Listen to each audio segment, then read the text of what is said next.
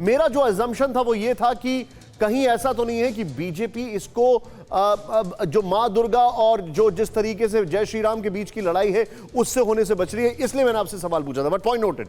अभिषेक, प्रधानमंत्री ने भी जनसमूह की बात की, कैलाश विजयवर्गीय ने भी कहा कि सीपीएम के लोग गलत ट्वीट कर रहे हैं। एक्चुअल रियलिटी ग्राउंड की क्या थी?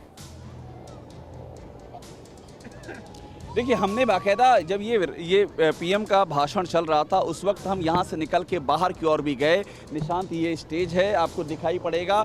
यहाँ से निकल करके हम ब्रिगेड ग्राउंड से सटी हुई जो रोड है विक्टोरिया मेमोरियल की ओर जाती है, हम वहाँ तक भी गए और वहाँ पर भी ये तस्वीर नज़र आई कि लोगों का पूरा एक रेला, जो कि अंदर जिनको जगह नहीं मिली थी वो बाहर लाइन लगाए हुए थे और कैमरे में कैद हुआ है।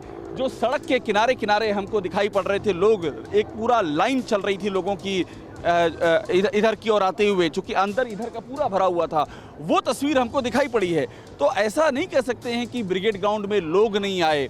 अब यहाँ पर जो लड़ाई इस बात की है कि जो मैसेज पीएम ने ये दिया है यहाँ से, वो मैसेज कहाँ तक बीजेपी पहुंचा पाती है, उसके लिए उसका काडर कितना तैयार है, उसका संगठन कितना तैयार है। Well said. मैं अपने पॉलिटिकल मेहमानों के पास आने से पहले एक जिसको कहते हैं न्यूट्रल व्यू, हमारे साथ जो गेस्ट हैं उनसे मैं लेना चाहूंगा। सबसे पहले दीपक दीवान सर जी।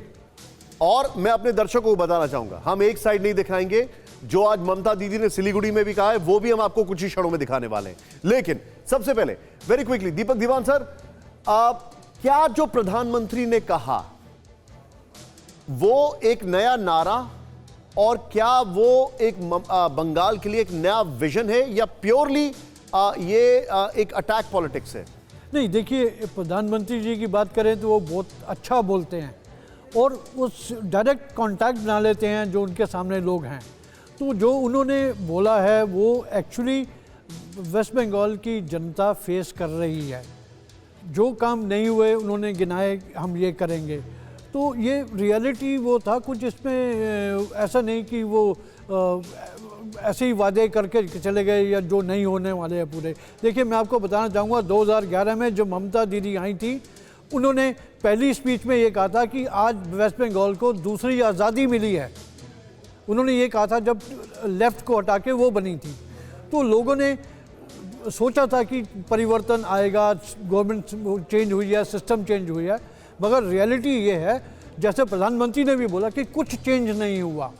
जो उन्होंने बोला भाई बुआ भतीजे का खेल है, वो आम लोग वहाँ कहते हैं।